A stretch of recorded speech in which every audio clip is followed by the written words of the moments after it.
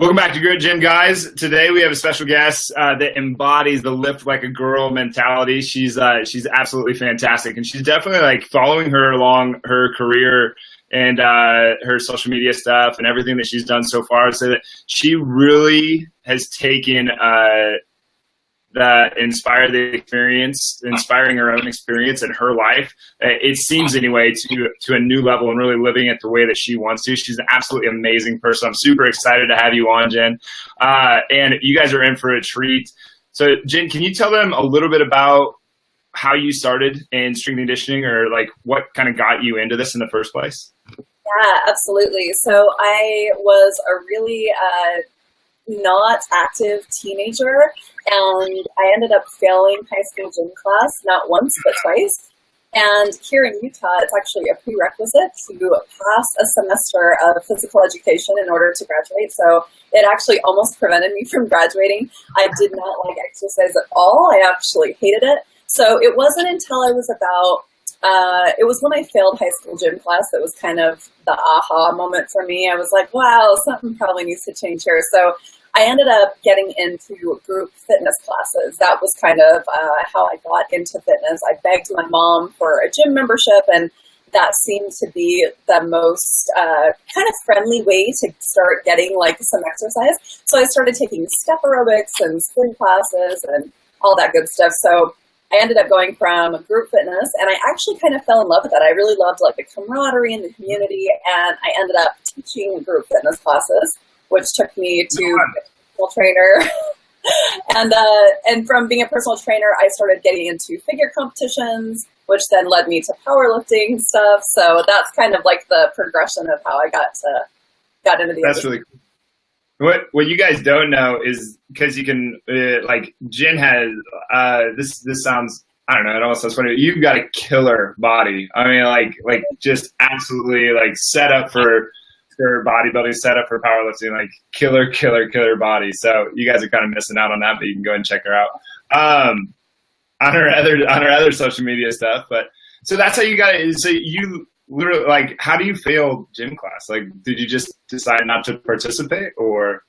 That's actually exactly what happened. I just kind of went into it with a really bad attitude. I wasn't active at all. I didn't play sports as a kid. I mean, I played like a little bit of t-ball, but outside of that, I just wasn't active growing up. And so it felt really intimidating and scary to me. And when I got into high school gym class, they actually expect you to put forth a little bit of effort there. And I was so intimidated, and it was just too scary for me. And also they threw me into like this trial co-ed gym class. So there were boys in there, and 16-year-old boys aren't really like their most kind, mature selves yet. So yeah, I just wasn't interested. Yeah, 16-year-old teenage boys, not exactly. It's like they get dumber for like 10 years, and then they like meet an equilibrium somewhere along the line. It's pretty funny. But so Jen also has a product. I forgot to mention this before. So she's got a product that's about to launch on 9/18. If you sign up for her, if you go over to her website and sign up for her stuff, it's called Dumbbell Domination. You guys want to go over there and hit her up for that. And so she's going to launch that on 9/18. And then she's also very involved in the Girls Gone Strong kind of movement type stuff. I don't know. Do you guys call it a movement? Do you guys call it, how do you explain Girls Gone Strong? Yeah, I mean, I think the movement sums it up really well. We focus on everything, kind of like the all-encompassing thing for women when it comes to strength training and nutrition, but also hormones, pre- and postnatal, pregnancy, diversity. Like we try to cover like the run of the gamut for everything that embodies health and fitness for women. Yeah, it's fantastic. I met Molly a few years ago at iFast, but I haven't, and I guess I've met Nagar too, but all you guys are really cool. Everybody that I've met from Girls Gone Strong anyway is really cool. I love the message that you guys are putting out, that girls should be strong, that they can be strong, that it's a powerful thing to get in there and throw some weight around. Can you tell us a little bit about your Dumbbell Domination product that you're putting out? Yeah, absolutely. I'm so stoked on this. I decided to put together this program because one of the things that seems to stand in the way for so many of my female coaching clients is they feel like they either don't have time or they don't have access to proper equipment. So they feel like that since they can't get into the gym, they don't have access to like a squat rack and a barbell, they feel like that it's pointless. So I decided to put together a really intense training program. All the workouts only require one set of dumbbells and 20 minutes or less. So super accessible, and it just makes it really easy for people to do it. Women that are moms, maybe their kids taking a nap, or people that are like entrepreneurs and can't get to the gym. So I'm really excited about it. Yeah, I think that is like a common misconception that you need all the equipment in the world. Yeah, like that you need a barbell, you need a set of kettlebells, you need a set of dumbbells, and really, like, even if you had all that, it would take up your entire house anyway. But really, all you would really need is your body if you want to go that far. But you could have a TRX or some gymnastics rings and what do you call those? The block weights. Those are like, both of those would take up a minimal amount of space, and you could get a really good workout in with both of them. But I think people have this idea in their head that, I have to have all these dumbbells, all these barbells. I have to have a squat rack. It'd be very expensive, and it would take up a lot of room. And I don't know. It makes more sense to do what you just said. Yeah, absolutely. Keep it simple. Keep it simple and really effective. Yeah, simple is super effective. Tony Jennifer was on the show the other day, and that's what he was talking about. That was one of the things that we were talking about was program design. He's like, people are like regularly very surprised by how simple his programs are, and it's like, well, like, yeah, me too. It's just like, yeah, I mean, really, when it comes down to it, what are you doing? You're pressing, you're pulling, you're lunging, you're squatting, you're deadlifting, and you're doing variations of all of those. So it just doesn't have to be as complicated as you like to make it, I think, sometimes. Well, how did you get involved with Growth Gone Strong anyway? Like, how did that all start? Yeah, it's the best story. I love it. So I'm one of the original co-founders of Growth Gone Strong, and I head up our Strongest Do coaching program currently. But I got involved with that. So me, Molly, Nagar, and 4 other women, we became friends online on social media. And one of the women, Julia Ladusky, was going to compete in a powerlifting meet in Tennessee. So 6 of us, plus Julia, we decided to meet in Tennessee to cheer Julia on for her powerlifting meet.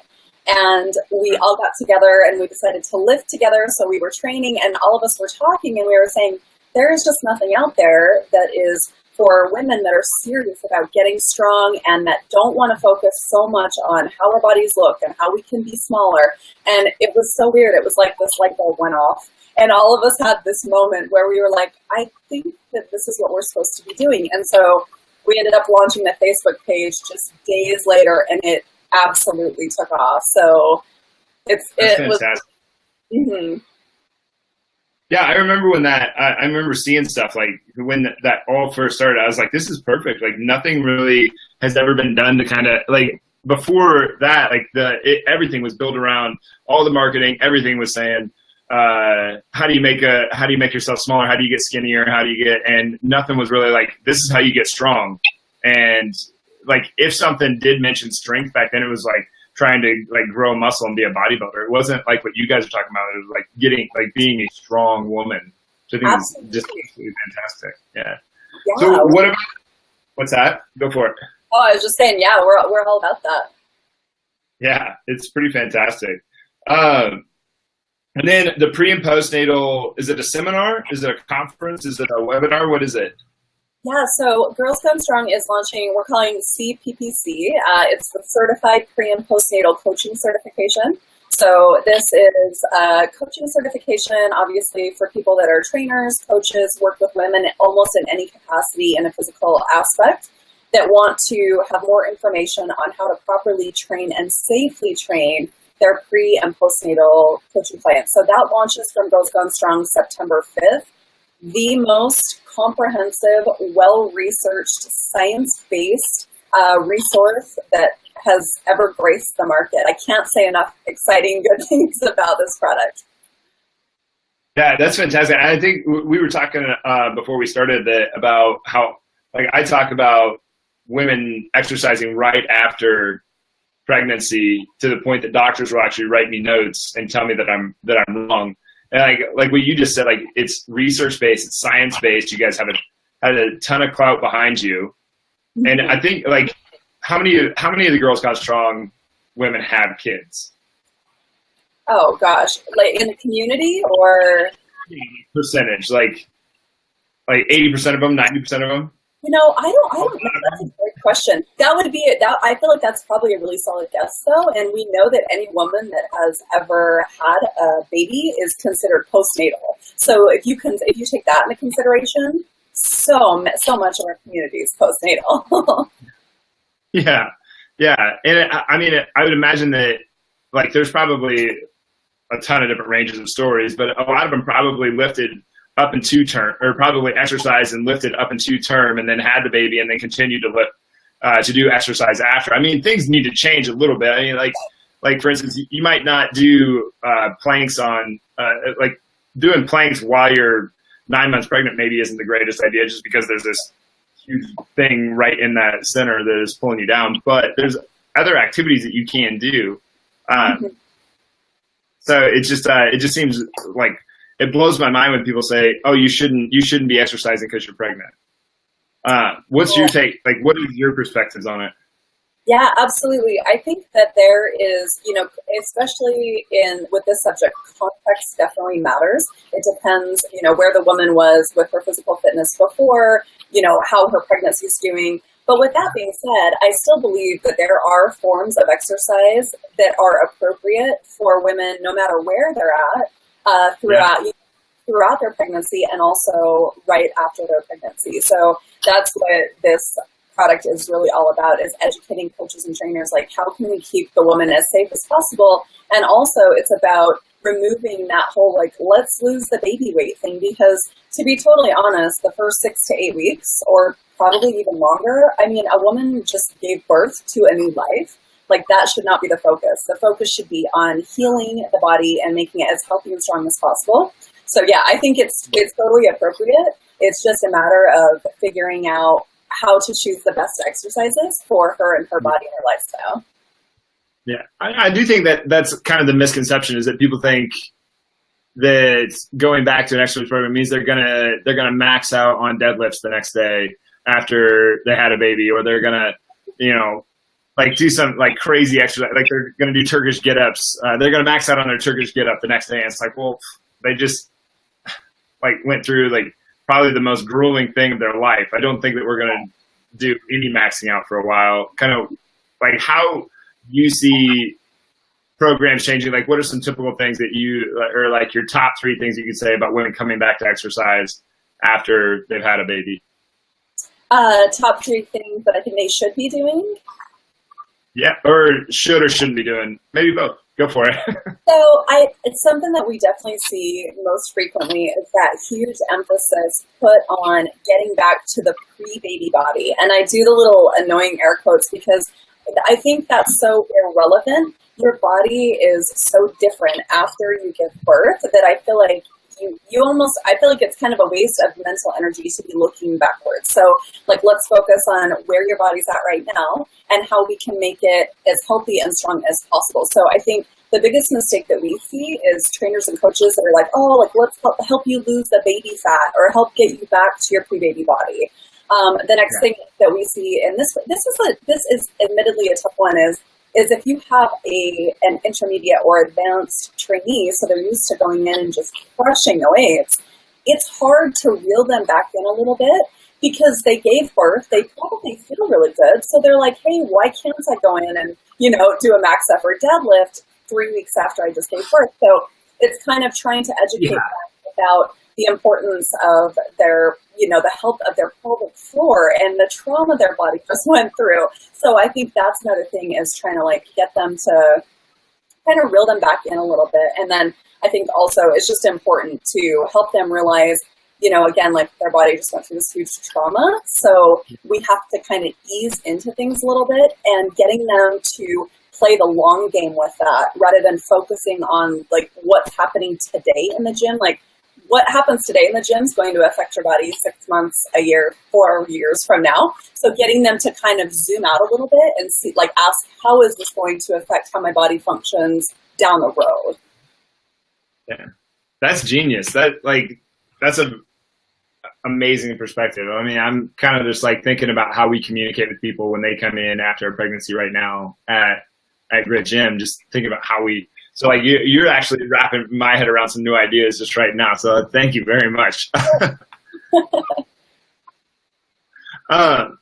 So like exercise wise though, what are the big effects at the core? Like this is, I mean, the people that are watching the show right now are pretty fact oriented. Like what happens at the core, in your experience training with people and talking with people that have had a baby, what happens with their core that they need to really be careful of coming back? So the biggest two things that come up are diastasis recti, which is the separation of the abdominal wall. So that's something that we need to be careful of. And then also pelvic floor health.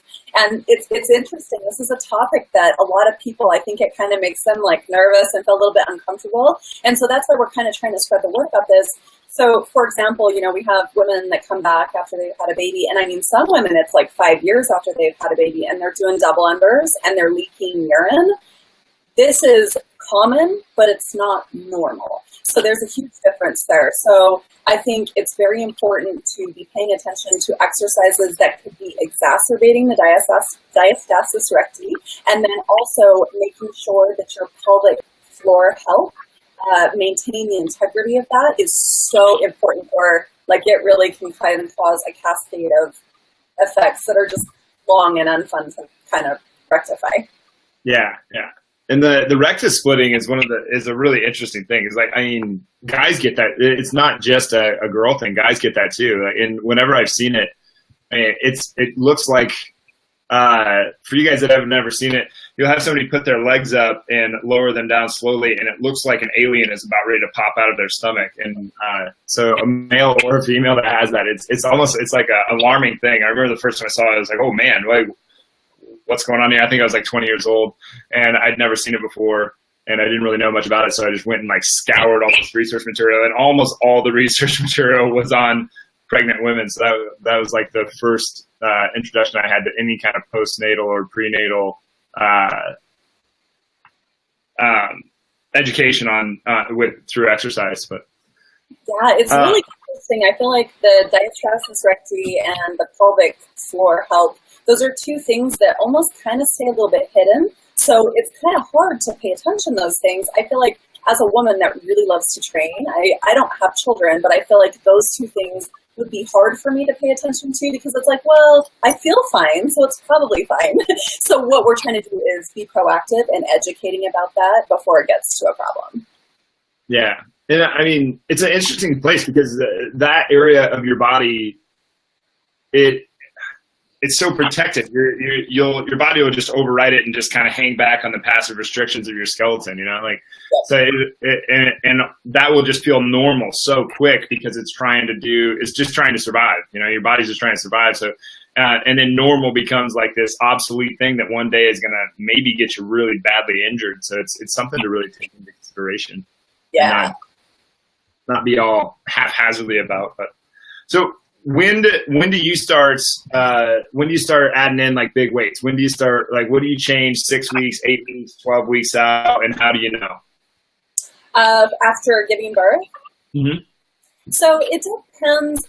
There's so much of this that the answer is going to be, it depends. So it depends where the woman was before she had her baby, or before she got pregnant. Depends what she did throughout the pregnancy. Depends on how her pregnancy went for her and how the birth process went for her. So it's one of those things that I wish I could give a very definite, like, this is the answer, but it's just... Yeah, we all do. Yeah, I wish I could just be like, oh, yep, 2,000 calories was correct. You better stick to it. But it doesn't. Yeah, you're like, well, it depends on so many things. So, yeah, but the resource is so amazing. It talks about all this. Everything that you possibly could want to know, and then some. It's going to be the one. Where can the people that are watching this find to get hooked up with the Girls Gone Strong pre- and postnatal seminar conference? What are you guys calling it? It's a certification. Certification. Thank you. Certification. So if you head over to the Girls Gone Strong Facebook page, we're talking about that fairly frequently. There's also a Girls Gone Strong closed Facebook group called Girls Gone Strong Coaching and Training Women. This is open to men and women that coach or train women in any capacity. So we've got all the information in those two groups, Facebook page and the closed Facebook. Awesome. Then where can they find your dumbbell domination? Yeah, so the live link is actually currently in my bio for that on Instagram. Otherwise, if you go onto my Facebook page or Instagram, I'm going to be talking about it nonstop. So. Awesome. Well, like, to switch gears here a little bit, like, so you started out not hating exercise, got into exercise, found out you loved it, you continued on, became a professional, and then now you're in the social media space too. At some point, we all go through it where the mysticism kind of wears off. You know, like, what do you do to stay? What do you do to keep yourself going, getting in the gym, staying strong, and doing your thing? The thing that has been most helpful for me is to keep it fun, keep it enjoyable. Once the fun factor is missing, I am simply not interested. So if you see, like, on my Instagram account, I'll go in and squat, and in between sets of squats, I'll be doing handstands in the corner, or I'll be doing pulls in the bar. Like, so I kind of plug some play into my rest times between big sets, and that's enough to kind of keep me interested and keep me excited and keep me happy, because there are going to be movements that we all have to do in order to maintain a really strong, healthy, balanced body that we might not be super stoked on. So I think it's important to be able to, like, inject some fun into it. That's been the key for me, because I don't want to go to the gym some days I don't want to go. So I have to, like, grind myself with, like, handstands and, like, new music on my iPod. Yeah, I totally agree. Like, it's like I don't, like, me personally, I don't really enjoy exercise anymore. You know, like, I think I used to, and I think I used to, like, really enjoy the masochistic kind of workout where you just worked yourself to the bone and you just walked out, like, you had to, like, almost crawl out of the gym. I don't like that at all anymore, you know? So, like, how do you keep yourself going? Like, to me, like, I just push myself out the door saying, do it anyway. Like, no matter how much you don't like it. But what are your exercises that you find yourself, like, me, is chin-ups. I hate chin-ups. Like, always have a hard time getting yourself to it. What are your hiccups? Pressing. I'm a really, really strong puller, like, with pull-ups and chin-ups, deadlifts, rowing, like, that's my jam. And so anything pressing, I'm just like, oh my gosh, this is the worst. And so I'm kind of the opposite. Most people tend to press more than they probably should. They need to do more pulling. I am the complete opposite. Like, I have to force myself to do enough pressing just to stay kind of balanced, because I just love to pull so much. Yeah. No, I'm with you. Like I do deadlifts over squats any day of the week, and like, benching just is. I have zero desire. Like, when it comes to like being that, like, the typical Monday, Wednesday, Friday bench press, the typical male workout, right? I'm just like, nah, I'll just skip the bench press. It's fine. Yep. But, well, Jen, what are some things, like, last words of wisdom, things that people can carry with them, that like, things that you want to push out to the world, that you want to make sure that everybody knows? Gosh, last words of wisdom. That's a tough one. I'm not sure. I think for me, the biggest thing has been focusing on putting to use my gym work and how I can pull it outside of the gym. Like, what can I do in the gym to make life more enjoyable or easy or interesting? But that's kind of my focus. Cool. That's awesome. All right, and then where can they follow you? Instagram, Twitter, Facebook. I don't know, how many social media channels do we have in the world right now? Well, I actually am not. What's that? We cut out there for a second. We cut out again. Sorry. What'd you say? Can you hear me? I don't. Twitter. Okay. I don't know why it's not coming through. Sounds got funny all of a sudden. Yeah, it seems kind of strange. But Facebook, Instagram, and then my website, which is Okay. And what's your handle on Instagram? Jen Comas. Jen Comas. I don't use Twitter either. I think it's just kind of an annoying platform to me. It's like to me it feels like I'm at a rave and I'm not on drugs when I'm on Twitter. It's just too much. Kind of noisy. Yeah, it's super noisy. But Facebook and Instagram. Instagram is probably my most favorite one right now. It's just kind of fun. But, so guys, it's jencomas.com. Is that right? Yeah. Guys, head over to jencomas.com and sign up for our newsletter. That'll get you early access to Dumbbell. Go over to the Girls Gone Strong page and grab that certification for the pre and postnatal. It sounds really cool. Like, I'm very much in support of what you guys are doing. I think it's awesome. And it's something that the world really needs more of. This idea that only guys are allowed in the weight room space and with their machismo, ego, bullshit nonsense is kind of silly. And for females to kind of be able to crowd their way in there and actually have a place now that they can feel safe and welcome there, I think is absolutely fantastic. So I love what you guys are putting out. If there's any way that I can support you guys in the future, just let me know. Awesome. Thank you so much. Yeah. Thanks for being on the show. We really appreciate it. Guys, go ahead and head over to jencomas.com and then make sure to follow her on Instagram and on Facebook. As always, we come to you every day at 12:30.